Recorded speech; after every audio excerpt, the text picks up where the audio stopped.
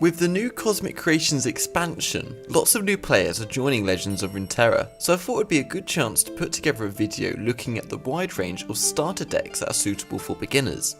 The decks in this video are budget, meaning they consist of few or no epic cards, and lots of commons. They're easy to use, and include a large number of cards included in the pre-made starter decks that you begin the game with. Hope you enjoy. This is Legends of Runeterra Best Decks for Beginners. This video has been done in collaboration with Bomber TV. Please remember to like and subscribe and turn on the bell notifications too. So let's dive in. Frostbite midrange budget builds on a lot of the cards you receive in the Freeze and Decay deck as a part of the login bonus. This is a variation of a meta deck that revolves around cards having 5 power and a Frostbite mechanic called Frostbite midrange, which consists of cards from Freylord and Noxus, unlike Freeze and Decay which has the Shadow Isles instead of Noxus. This is a budget version of the deck which is reflected with the high number of common cards, 21 in total, and no exotics, and is more themed towards the Frostbite part of the meta deck version. The main idea of this deck is to Frostbite enemies and level up Ashe as soon as possible, as she's basically your win condition. When she levels up, any unit with 0 attack will be unable to block, and this includes Frostbitten units. So Ashe already Frostbites a unit during attack, add in say a Harsh Winds on top of that, and your opponent will be unable to block most of the attackers, giving you a win condition. To get there, we'll use both spells like Brittle Steel and units such as Icevale Archer. Both of these cards utilise the Frostbite keyword. They both have a low mana cost, so you can really start the Ashe leveling up process very early on in the game. To get even more advantage from our Frostbite strategy, we'll use challenges such as Trifarian Glory Seeker and Rhymefang Wolf, basically to value trade the enemy units. Glory Seeker can challenge a unit with Frostbite to quickly take them out with its 5 damage, and Rhymefang's effect will instantly kill a Frostbitten unit regardless of their health. 2 fantastic cards in this deck. A good early game can be kicked off with Omen Hawk and Avarison Trapper, which can buff all the cards you draw, or you can draw a 5/5 Enraged Yeti respectively. So overall this deck really is good from start to end, which is obviously going to be your mid-range peak as it's a mid-range deck. So there's some pretty solid options, and this can easily be upgraded into the well-known meta archetype, Frostbite midrange. Jinx Aggro Budget is a budget version of the discard aggro deck which is currently in the meta. It features cards from Piltover and Zaun and Noxus and revolves around the discard mechanic. Lots of cards have a low cost with no cards costing more than 4 mana, and the only 4 mana card cost is your boss Jinx. It is very budget with 27 cards being common and no exotic cards feature in this deck. The main idea of this deck is to be aggressive. We do this by taking advantage of the discard mechanic, both to draw cards and never run out of fuel, as basically most of the cards in this deck require you to discard a card to activate their effects. On top of this, many cards benefit from being discarded, so this synergizes perfectly. Cards like this include Flame Chompers and Jury Rig. Your ideal opening hand is basically summoning a Zorite Urchin, which effect discards a Jury Rig, which is in turn then summoned when discarded. This means you can deal 3 damage on your very first turn, which is perfect for this aggro deck, which is all about dealing quick damage.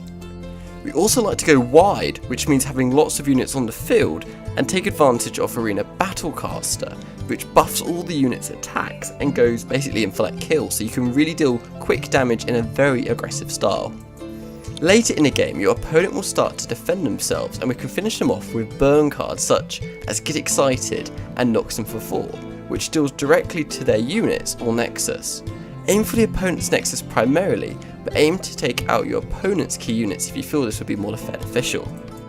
Your boss card is Jinx, who has quick attack to basically take out your opponent's units, and fits into the theme of this discard deck as she levels up when you have no cards in your hand, which is obviously going to be easier if you're discarding them all. When she's leveled up, she will help you draw cards each turn with her effect, which obviously you can in turn discard, and she also generates a Super Mega Death Rocket, which deals 4 to your opponent's Nexus and 1 to all their units, a very powerful burn card. Overall, a very consistent and fast deck which can be upgraded into the well-known meta archetype, Discard Aggro. This is Elise Burn Budget, which features cards from Shadow Isles and Noxus. It's a very aggressive deck with all but 2 decimates costing 3 or less mana. It's a very budget with 29 commons and no exotics, and has lots of cards that either deal burn damage, basically direct damage to your opponent's Nexus, or spider themed cards like the one your champion has in this deck, Elise. The main idea of this deck is to burn your opponent as quickly as possible, and you can accomplish this with lots of burn cards like Noxus Favor and units like Doombeast. Elise can be quite threatening with all the spiders in the deck, which obviously makes her level up quickly. The spiders themselves work very well together, and a Frenzied Skitterer can be devastating on a wide board where you have lots of units, and obviously all these spiders with the fearsome, your opponent just won't be able to block them. This deck has lots of very cheap cards, but also runs the risk of running out of fuel quickly, aka having no cards in your hand, and it obviously does this pretty quickly, which is why we draw lots of drawing cards like Glimpse Beyond and Stalking Shadows. Stalking Shadows is pretty great as we play lots of on-play cards which obviously have certain effects like Frenzied Skitterer and Doombeast. So these obviously have effects that activate when summoned, and Stalking Shadows can basically create more copies of them, so these on-play effects can be duplicated easily. After you've dealt enough damage in the early game, it's time to burn your opponent out before they can really do anything in the later game to you. Spells like Noxus Favor and Decimate can quickly do this by dealing direct damage to the opponent's Nexus. Overall, this deck is always very present with some extent of popularity in any meta, and although it's already fine by itself, it can easily be upgraded with some cards, but obviously this is really at the discretion of the deck builder. But you're never going to go wrong with any Shadow Isles Noxus deck, as they have a lot of really similar themes that work well together. This deck is Elise Spiders, featuring cards from Noxus and Shadow Isles. Elise Spiders is pretty much what you've already got in the Noxus Shadow Isles starter deck, with just a small tweakings, removing the bad cards and including more commons and rares, which make this deck much stronger. The deck is aggro, meaning you'll be playing aggressively to finish the game quick. As a result, many of the cards have small mana costs, basically to have a stronger early game. As you can see, this is reflected by 33 cards costing 3 or less mana. The game plan is simple as you possibly can get in Legends of Runeterra, to steal as much damage in the early game thanks to one-drops such as Precious Pet and other aggressive early units such as Legion Saboteur, then later on burn your opponent with burn spells such as Noxus Favor and Decimate. Burn spells are simply spells that deal damage for those who you're basically wondering what it is. I'm aware that lots of YouTubers use all these words and terminologies that just completely go over some people's head. If you do reach late game, you have Captain Farron, who can finish off your opponent with Overwhelm, and then the Decimate spells he generates when summoned.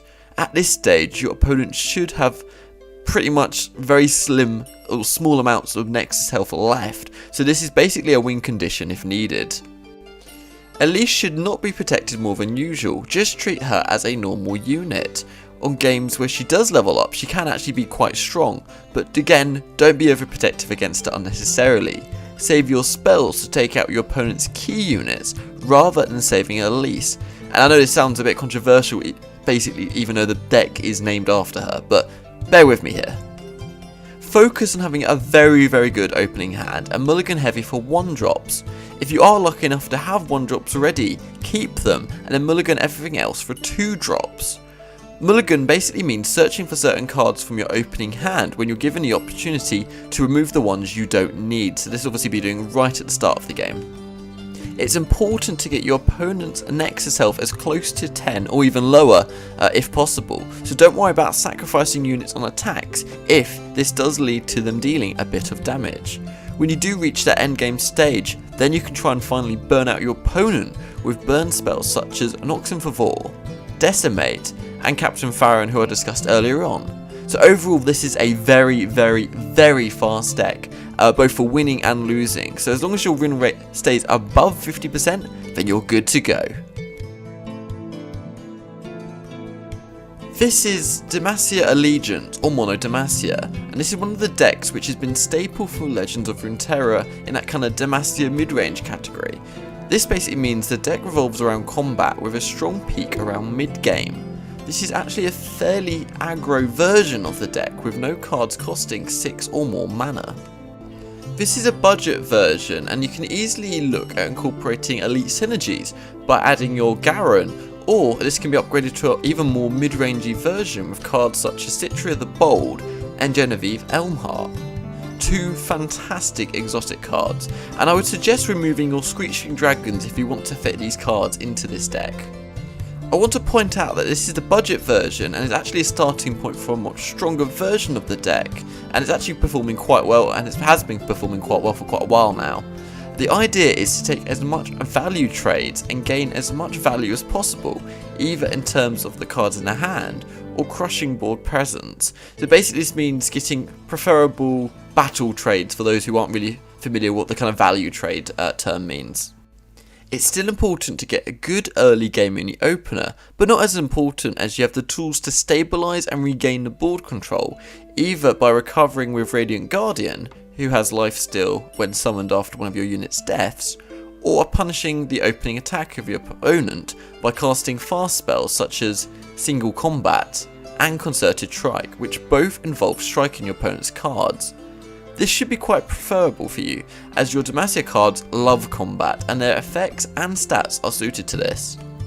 Then later on, you won't have trouble winning by buffing your board with wide buffs thanks to Vanguard Bannerman or for Demacia, as well as pushing for lethal with the finisher, Relentless Pursuit. As your deck is suited to combat, this card triggers a rally so you can attack again, and you should have a lot of buffed up units alive thanks to Bannerman and for Demacia. So this deck is designed for basically introducing beginners to that mid-range strategy in Legends of Runeterra, which in my opinion is the most fun out of the 3 decks that I'm going to be talking about in this video. And finishes like this are exactly why. This is Noxus, Piltover and Zaun Burn, which is another aggro deck.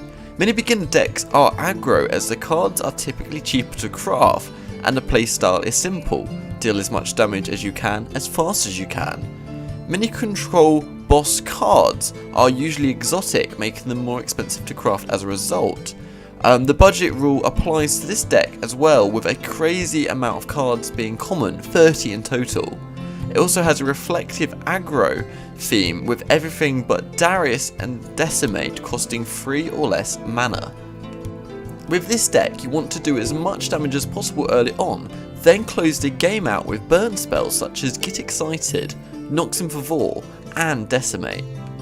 You have plenty of ways to deal damage as well, with lots of units dealing direct damage to the enemy nexus with their effects, such as Imperial Demolitionist and Boomproof Rookie.